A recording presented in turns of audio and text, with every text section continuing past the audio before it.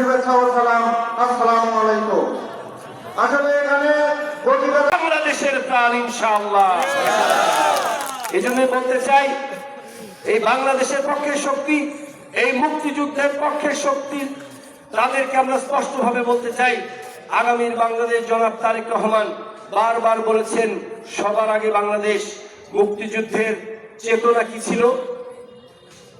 বৈষম্যহীন হবে এই বাংলাদেশ, যোগ্যতা ন্যায্যতার ভিত্তিতে সমান অধিকার পাবে জাতি, ধর্ম, বর্ণ, দলমত নির্বিশেষে। দেখুন, একটা গোষ্ঠী মুক্তিযুদ্ধকে বিকৃত করে, ইতিহাস বিকৃত করে পকেটস্থ করতে গিয়ে মুক্তিযুদ্ধটাকেই প্রশ্নবিদ্ধ করেছিল। আরেকটা গোষ্ঠী ধর্মীয় মূল্যবোধকে পকেটস্থ করতে গিয়ে, আমরা যদি এখন সাবধান না হই তাহলে এই ধর্মটাকেও প্রশ্নবিদ্ধ করে ছাড়বে। ভাই, ধর্ম মানুষকে হক আর বাতিল শিখায়, কোনটা ঠিক কোনটা ব্যাঠিক এইটা বুঝতে শিখায়। এই ধর্মকে নিয়ে যদি ব্যবসা করেন, এই ধর্মকে পুঁজি করে যদি মিথ্যাচার করেন, তাহলে একসময় এই দাড়ি টুপিওয়ালাদেরকে প্রশ্নবিদ্ধ করার জন্য আপনারা ইতিহাসে দায়ী থেকে যাবেন। যারা এই কাজগুলো করে তাদের সম্বন্ধে একটু বলি।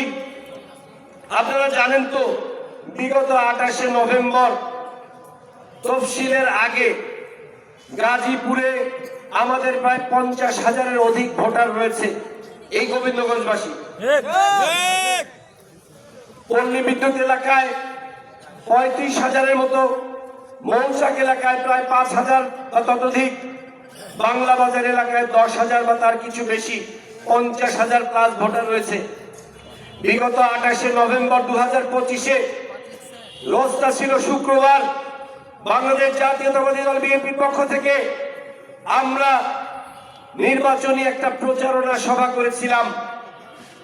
সেই নির্বাচনী প্রচারণা সভার একটা কাউন্টার প্রোগ্রাম হিসেবে আমাদের নির্বাচনী জনসভার স্থানের খুব কাছাকাছি আরেকটা মাঠে অন্য একটি রাজনৈতিক দল প্রচারণা সভা দিয়েছিল।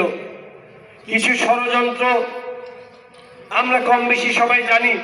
সে সময় তারা সেই প্রচারণা সভা করতে গিয়ে দেখলো 10 ভাগের 1 ভাগ লোকও তারা পায় নাই। যাই পেল অসুবিধা নাই, তকদিরে যেটা আছে সেটা তো হতেই পারে। কিন্তু সেখানে প্রচারণা করে কথাবার্তা গিয়ে বলতে গিয়ে দেখলো যারা আছে তারাও আসলে তাদের ভোটার নয়। এখন ঘটনা যেটা হলো, তার 2 দিন পরে প্রোগ্রাম কি হলো? ফ্লপ, তাই না? এই প্রোগ্রাম ফ্লপ করাইছেন কে? আল্লাহ সুবহানাহু ওয়া তাআলা।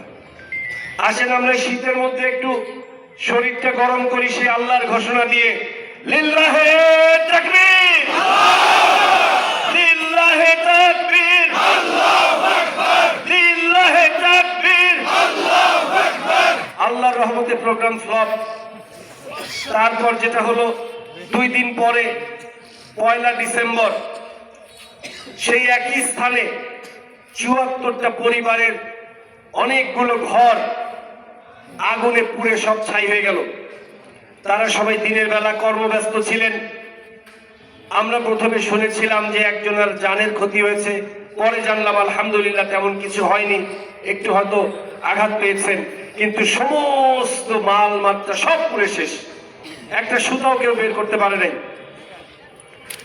আগামীর বাংলাদেশ ইনশাআল্লাহ, যাকে নিয়ে আশায় বুক বেঁধে আছি, জনাব তারেক রহমানের পক্ষ থেকে নির্দেশ প্রাপ্ত হয়ে, তিনি তখন লন্ডনে অবস্থান করছিলেন, নির্দেশ প্রাপ্ত হয়ে আমরা গোবিন্দগঞ্জ উপজেলা এবং পৌর অঙ্গ সহযোগী সংগঠনের পক্ষ থেকে আমি শামীম ক্যাসেল লিঙ্কন, সেদিন তারপর দিন 2রা ডিসেম্বর সেখানে কিছু সহযোগিতা নিয়ে উপস্থিত হলাম।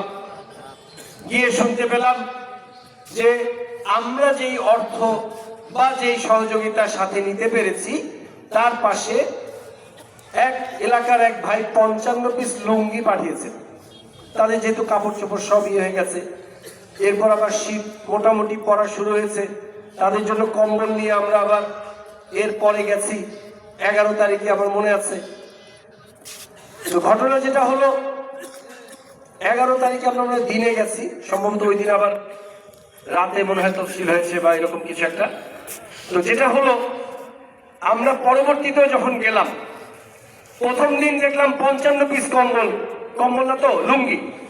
তো আমাকে বললো যে আমরা পাঠাবো, আপনি একটু সাথে দিয়ে দিন। আমি গিয়ে যখন শুনলাম 74 জন। তো আমাদের যেই পরিকল্পনা এবং সরঞ্জাম ছিল আমরা সবগুলো পরিবারকে দিলাম।